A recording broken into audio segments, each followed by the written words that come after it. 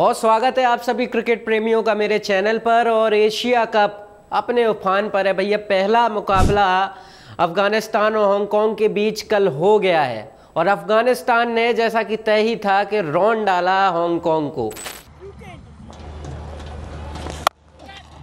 Slow through the air, waited for it, has got all of it.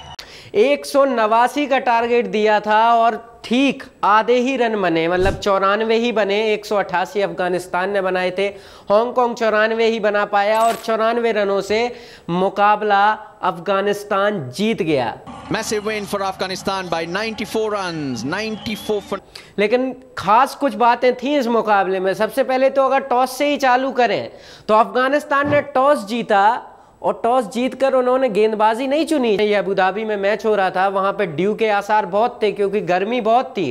Due ज्यादा आई नहीं Abu Dhabi में, जो कि हमें लग रहा था कि होगा क्योंकि 41 डिग्री था टेम्परेचर और ऐसे में ह्यूमिडिटी बहुत थी, ड्यू के आसार थे और इसलिए सोच रहे थे लोग कि टॉस जीतकर तो गेंदबाजी ही चुनेंगे। लेकिन अफगानिस्तान ने कहा भाड़ में गई ड्यू, भाड़ में गया सब कुछ, हम जाएंगे, पहले करेंगे बल्लेबाजी, ठीक ठाक से रन लगाएंगे और गेंदबाजी हमारी जान है, हम पटक देंगे हांगकांग को। और अंत में वही हुआ भी जैसा हमें लग रहा था, 94 पर चली गई हांगकांग। तो पहले बल्लेबाजी करते हुए 188 रन तक पहुंच गई थी अफगानिस्तान और फिर आई हांगकांग की बारी। और हांगकांग का अगर स्कोर कार्ड आप देखें, ये स्कोर कार्ड आप उनका देखिए, बाबर हयात को छोड़कर बाकी सभी बल्लेबाज एक नंबर के फिसड्डी साबित हुए भाई साहब।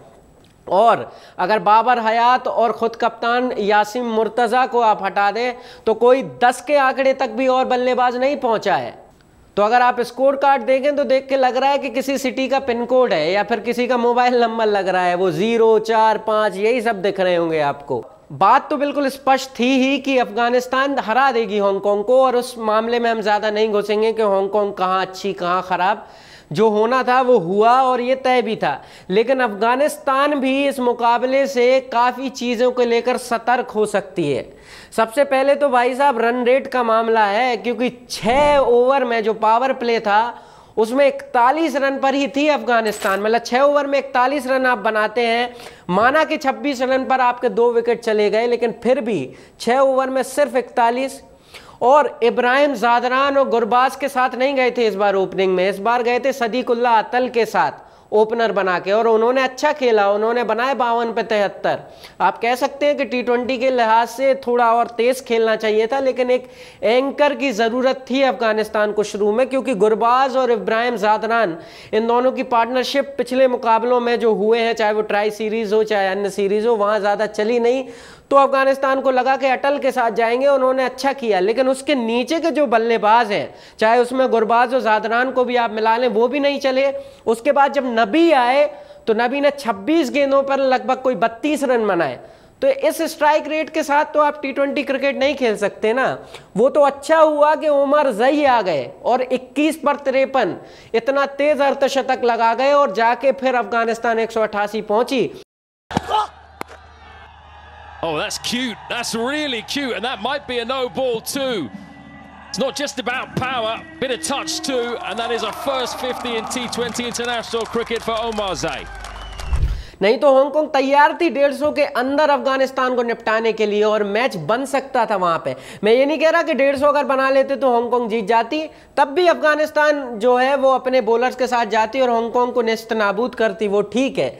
लेकिन अफगानिस्तान को ये सोचना होगा कि भाई बात सिर्फ एशिया कप की नहीं है, अगले साल होने वाले वर्ल्ड कप की भी है। और इस स्ट्राइक रेट के साथ अगर आप जाएंगे और ऐसी बैटिंग यूनिट के साथ जाएंगे जो उस लिहाज से नहीं खेल सकती जो परिस्थिति की मांग है, तो फिर आप वर्ल्ड कप जैसे टूर्नामेंट या फिर एशिया कप जैसा ही एक टूर्नामेंट जो है वो आप नहीं जीत सकते, क्योंकि आगे यूएई नहीं मिलने वाली है, हांगकांग ही नहीं मिलने वाली है, ओमान ही नहीं मिलने वाली है। आगे आपको इंडिया भी मिलेगी, पाकिस्तान, श्रीलंका भी मिलेगी, वही पाकिस्तान जिन्होंने अभी आपको ट्राई सीरीज भी हराई है। तो इस लिहाज से अफगानिस्तान के लिए कुछ मैटर ऑफ कंसर्न तो है ही। उसके बाद अगर बात कर लें कि अफगानिस्तान की तरफ से उमर जई की जो हीरो रहे, तो भाई वो तो कमाल खेले। सबसे तेज अर्धशतक किसी भी अफगानी बल्लेबाज के लिए T20 में जो है वो जड़ दिया है भाई उमर जई ने, और कमाल के ऑलराउंडर हैं, बॉलिंग भी शानदार करते हैं। फारूकी और गुलबदीन नायब ने 2-2 विकेट निकाले, शानदार गेंदबाजी की दोनों ने।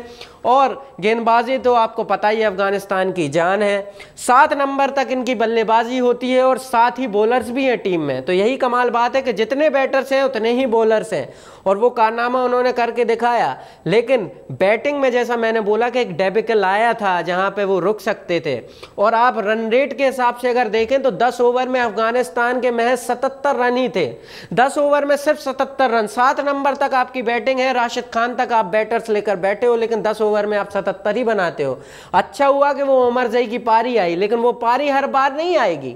वो आपको पता है वो once in a lifetime kind of जो पारियां होती हैं वो होती हैं, वो आती हैं 1 2 3 4 ही आपके करियर में, हर बार नहीं आएंगी। तो तब आप क्या करेंगे? तब आपको नबी जो है आपके सीनियर खिलाड़ी उनको स्टेप अप करना पड़ेगा, गुरबाज ज़ादरान को आगे आना पड़ेगा, क्योंकि इसी चक्कर में कि आप रन रेट को अच्छे से नहीं लेके जा सकते, आप सिचुएशन को प्ले नहीं करते, उसी वजह से आप फाइनल भी हारे थे पाकिस्तान के खिलाफ ट्राई सीरीज का, और एशिया कप भी आप इसलिए डुबा सकते हो। तो पहले मैच में भले ही आप हांगकांग को हरा दिए और वो तय भी था कि भाई हांगकांग हार जाएगी, लेकिन अफगानिस्तान को सोचना होगा कि यहाँ हांगकांग हराने नहीं आए हैं, वो एशिया कप जीतने आए हैं और आगे जाके वर्ल्ड कप जीतना है उन्हें। तो उस लिहाज से तो भाई इस मैच में अगर सिर्फ आप उमरजई को हटा दें तो ज़्यादा जो है वो अच्छे पॉजिटिव पॉइंट्स अफगानिस्तान के लिए नहीं निकल के आए हैं, और आगे वाले मैचेस में उन्हें अपने बल्लेबाजी को और सधा हुआ रखना पड़ेगा और बैलेंस रखना पड़ेगा, और गुरबाज ज़ादरान जैसे जो बैटर्स हैं उन्हें स्टेप अप करना पड़ेगा, और साथ ही साथ रन रेट के साथ एक बेहतर रन रेट के साथ खेलना पड़ेगा, ताकि आगे चल के इंडिया, पाकिस्तान, श्रीलंका जैसी टीमों को भी कड़ी चुनौती दें और एशिया कप में अच्छी प्रतिद्वंदिता रखे अफगानी टीम। आगे के लिए देखते रहिए हमारा चैनल, और वीडियो पसंद आया हो तो लाइक और शेयर भी ज़रूर कर दीजिए।